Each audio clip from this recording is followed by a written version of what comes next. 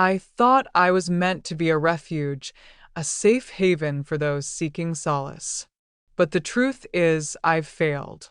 Growing up, my life was deeply intertwined with the church. My father, a pastor, had dedicated his life to serving the Lord. But despite his devotion, I couldn't shake the feeling that something was missing. The church, once a thriving community, had slowly begun to lose its vitality. The prophetic ministry dominated every sermon, every prayer meeting.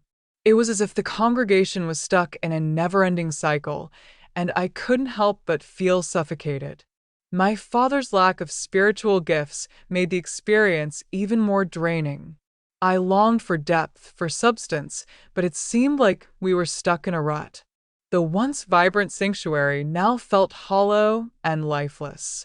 As attendance continued to decline, the ridicule began. People whispered behind our backs, mocking our family's efforts. The pain stung, and I felt like I was losing myself in the process. What was once a vibrant community had become a mere family gathering. The distance between us and the rest of the world grew, and I couldn't help but wonder, was this really what God had intended? I was lost, torn between my family's legacy and my own desires. The weight of expectation threatened to crush me, and I struggled to find my place in this broken landscape. But something inside me shifted. I made a promise to myself. I would study hard, excel, and leave this shame behind.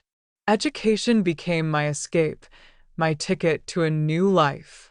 The day I passed my high school exams was a turning point. I felt a sense of pride and accomplishment wash over me. For the first time, I saw a future beyond the church's crumbling walls. After passing, I left for the city, eager to start anew. The bustling metropolis was a world away from the stagnant atmosphere of my hometown. I enrolled in college, determined to carve out a new path. The city's energy pulsed through my veins as I immersed myself in studies, made new friends, and explored the unknown. For the first time, I attended a church of my choice, one that nourished my soul without the weight of family expectations.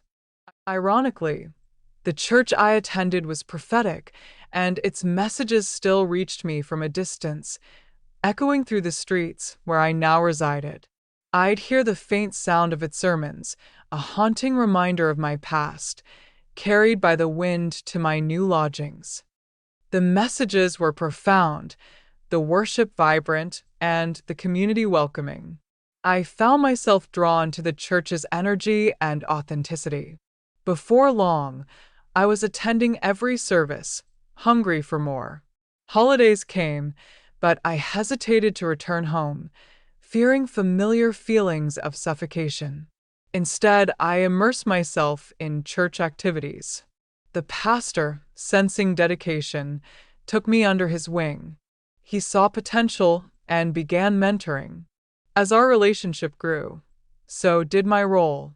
I assisted small groups, led worship, participated in outreach. His guidance helped discover spiritual gifts. For the first time, I felt valued, appreciated for who I was, not family legacy. Church became new family. I flourished. But one day still haunts. He called, needing help, asking to come. Trusted him, agreed. First time. When I arrived at the pastor's house, he welcomed me warmly. "Thank you for coming," he said, his expression tense. "I have an emergency and need to leave immediately. I was wondering if you could help me with some tasks around the house." He explained that his wife had passed away from cancer, and the grief had left him struggling to keep up with household chores. I nodded sympathetically, eager to assist. As I began cleaning, unsettling whispers surrounded me. A woman's soft voice pleaded for help, while a child's faint cries pierced the air. The sounds made my skin crawl. At first, I tried to ignore it, thinking it was just my imagination. But the voices persisted, growing louder, more urgent. My heart racing, I decided to follow the sounds. They led me to a door hidden behind a tapestry. I hesitated, wondering if I should open it, but the cries grew louder, and I knew I had to act. With trembling hands, I turned the handle and pushed the door open. A chill ran down my spine as I stepped inside. The room was dark with no windows. Suddenly, a faint glow emanated from the corner, illuminating the space. What I saw took my breath away. The room was a cult sanctuary, stained with blood and sinister symbols. A bathtub filled with dark liquid sat in the center, surrounded by candlelit altars. My mind reeled as I stumbled backward, horror gripping my soul. I tried to scream, but my voice was muffled. Without thinking, I turned and ran. That night, the pastor's voice sent chills down my spine. You talk, you die. Shaken, I packed my bags and left for home. Upon arriving, I couldn't shake off the feeling of unease. To avoid questions, I fabricated a story, telling my parents that I had to leave college due to a fly-by-night scam. The school had suddenly closed without warning. My parents were concerned, but unsuspecting. I couldn't confide in them about the true horrors I had witnessed. Little did I know my struggles were only beginning. As days turned into weeks, I began experiencing never-ending periods. The bleeding was relentless, and the smell was unbearable. It was as if my body was purging itself of something sinister. But that wasn't all. My stomach started to swell, mimicking pregnancy. The swelling worsened with each passing day, and I knew I was entangled in something sinister. My parents grew suspicious, demanding to know who the father was. But I couldn't reveal the truth. The shame and fear were suffocating. After 9 agonizing months, I couldn't keep the secret any longer. Desperate, I sought the pastor's guidance. He suggested an unthinkable solution: eliminate the problem. Poison your parents. I followed his advice. But the moment the poison took effect, regret consumed me.